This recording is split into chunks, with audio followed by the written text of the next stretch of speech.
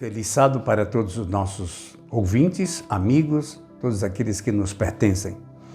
Estamos hoje aqui no dia 28 de fevereiro de 2025, uma sexta-feira tardinha, desejando um feliz sábado a todos aqueles que vão nos ouvir. O assunto de hoje é como enfrentar a tentação, o pecado, porque a tentação não vencida gera pecado. E o pecado, quando ele é cometido, afasta-nos de Deus. É preciso que a gente volte a pedir perdão, arrependermos, fazer um propósito de não pecar mais.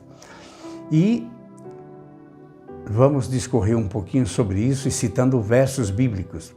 Vamos orar.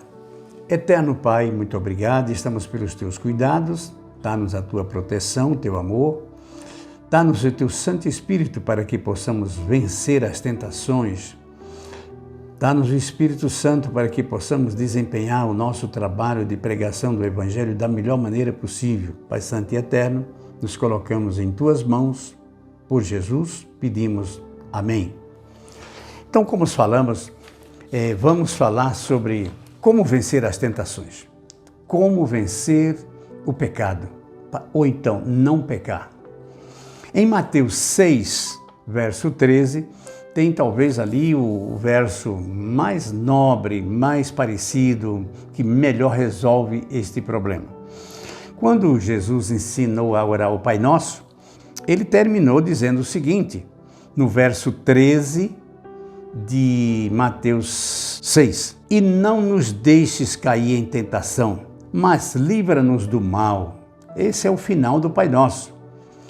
Ele ensinou, pedi para ele o seguinte, não nos deixes cair em tentação, mas livra-nos do mal. Que extraordinário! Jesus dizendo que nós devemos socorrer a Ele, ir a Ele no momento que estivermos com vontade de pecar, tendentes ao pecado, quando a tentação chegar. E ela chega permanentemente. E ela chega às vezes sem avisos e de maneira sutil. Desde o início o pecado é assim. Quando a serpente chegou perto de Eva, simplesmente sabia que havia um tentador, mas ela nunca pensou que iria ser uma serpente. E ela ficou admirada porque uma serpente falar, ela até então não tinha visto isso. E faz uma pergunta que é necessário que a Eva defendesse a Deus. E ele disse assim, é verdade que Deus proibiu comer de todos os frutos do jardim? E ela disse, não, ele não proibiu todos não, pelo contrário, ele disse que podíamos comer, mas do fruto da árvore do meio do jardim que nós não pudéssemos comer, não comêssemos, porque se comêssemos morreríamos. E o que a serpente disse no verso 4 de Gênesis 3? Pode comer que não morre. Aí essa imortalidade, que tanta gente acredita na imortalidade da alma, foi uma pregação da serpente, porque Deus disse, se comer, morre. E eles comeram, e nós também, porque nós não passamos no teste, nem hoje e nem amanhã, somente pela graça de Cristo e com a ajuda dele. Nós precisamos nos entregar inteiramente, e cada vez que a tentação vem, antes de mais nada, dá um grito de socorro a Jesus, ao Espírito Santo, ao Deus Criador do céu e da terra e também o nosso Redentor.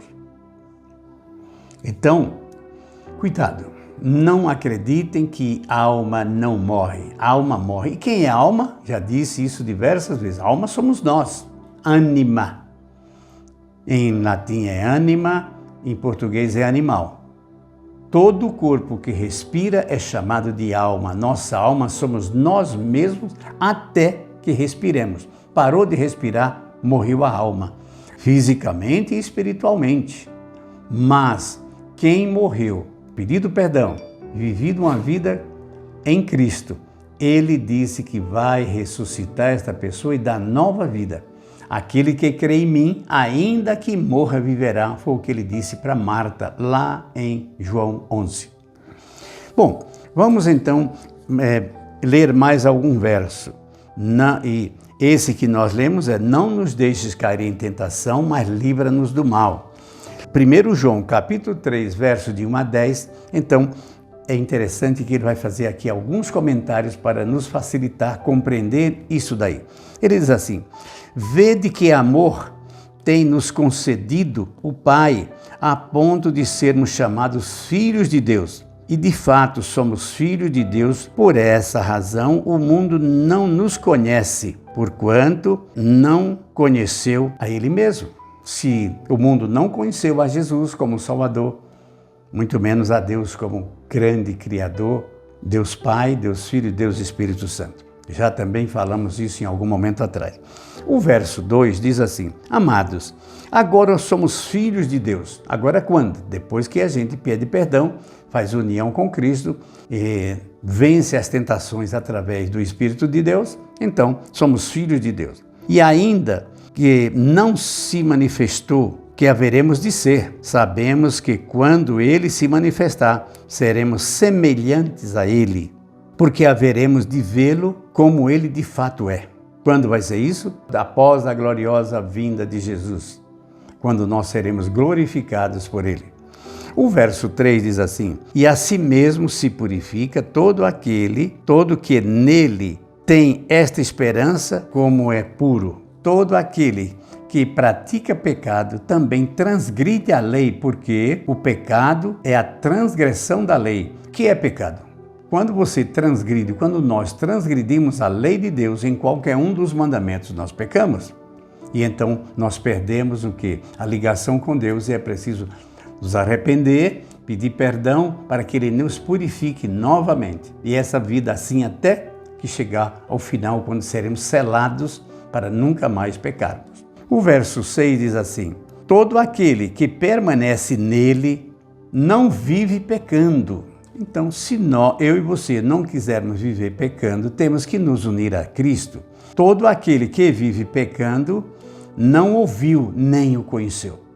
Não vos deixeis enganar por ninguém. Leia a palavra de Deus tal qual ela é. Não acredite nos pregadores que não estão firmados na palavra. Aquele que pratica a justiça é justo, assim como ele é justo, assim como Deus é justo. Aquele que pratica o pecado procede do diabo, porque o diabo vive pecando desde o princípio. Para isto se manifestou o Filho de Deus, para destruir as obras do diabo. Jesus destruiu as obras do diabo porque ele redimiu, e nós não somos mais escravos do pecado se o deixarmos. O verso 9 diz assim: todo aquele que é nascido de Deus não vive na prática do pecado, pois que permanece nele é a divina semente. Ora, esse não pode viver pecando porque é nascido de Deus. Quem é nascido de Deus guarda a sua lei, guarda os seus mandamentos, crê na graça que foi a morte de Cristo em nosso lugar, e então esse não vive pecando. O 10º diz: nisto são manifestos os filhos de Deus e os filhos do diabo. Os filhos do diabo não obedecem a Deus.